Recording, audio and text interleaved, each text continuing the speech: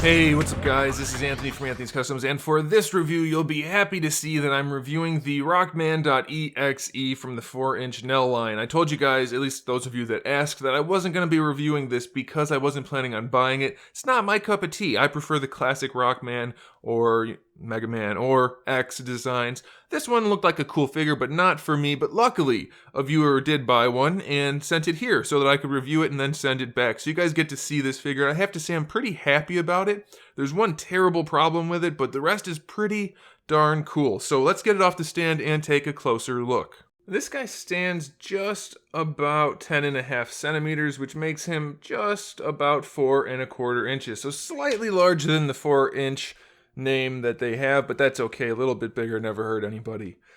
This guy looks really good. It looks like they really nailed some of the engineering. The paints are mostly clean. I'm very happy about that. And he has some decent accessories, nothing exceptional, but he does have some. So we have the two fist hands, which aren't really accessories, except for the fact that we do have the buster, which is interchangeable for one of the forearms. Either one, that's fine, doesn't matter which one. No interchangeable hands though otherwise, so that's kind of interesting. And then we do have this blade thing, which I have no idea what it's supposed to be other than a blade thing.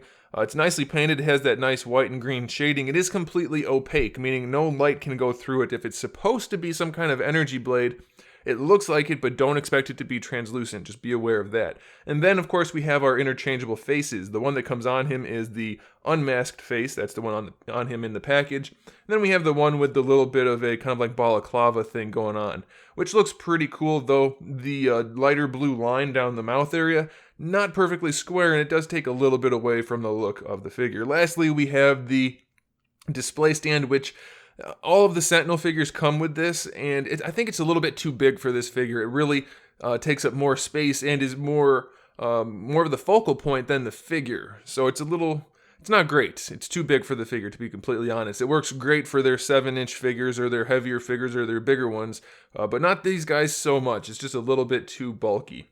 Now, as far as the figure goes, like I said, paints are pretty good, but they're not great. If you look at the top of his helmet, the blue line, the lighter kind of like teal blue, not as clean as it could be, especially around the front area. It's just not perfect.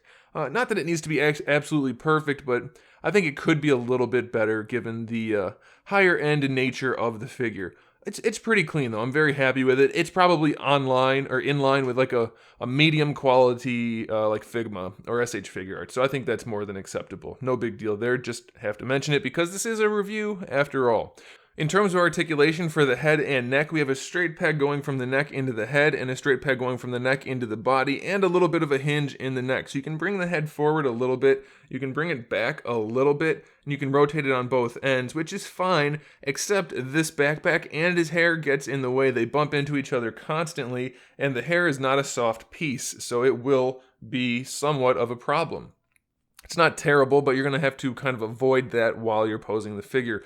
The shoulders on this guy, I really like. Normally I don't condone this sort of articulation, but it works really well here, and it's very well executed. We have a ball peg that lets the entire arm move around, and then we have our ball hinge on that very bulbous shoulder. So it does make the inner part of the torso look very narrow, but it's also hidden very well by the specific design of this character, so I'm thinking that's why they went that route, and that's why it works so well. You can bring the arm across the chest, no problem, no real big gaps. You can raise the arm, lower it, pretty much do whatever you want, and it just works so well because that ball peg that's in there gives it plenty of range, and then the hinge works perfectly. Very, very well executed. My only gripe is that it is offset. You see how the hinge is in one direction and the arm is in the other? I'm not sure why they went that route. You can only raise it perfectly straight if you kind of turn it sideways.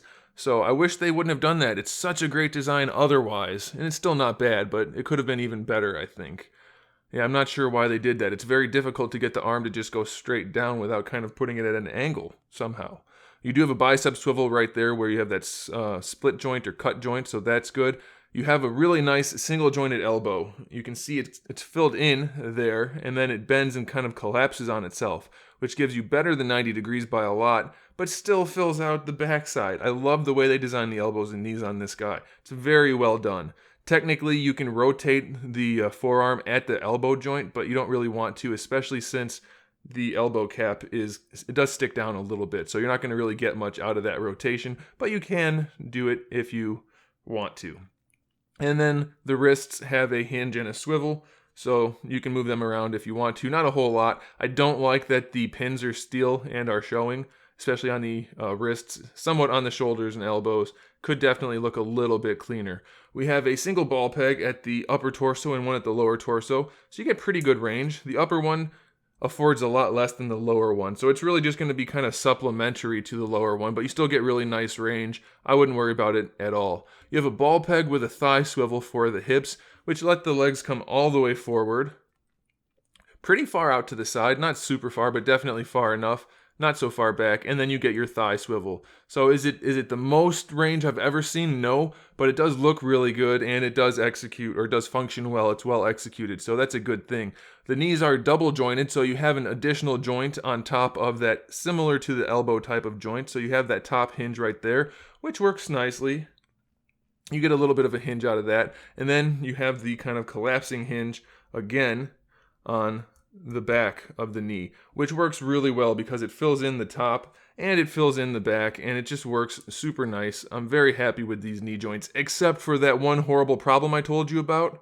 I don't know what happened, but this guy is very floppy. That's not good. It's very, very disappointing on an otherwise pretty exceptional figure.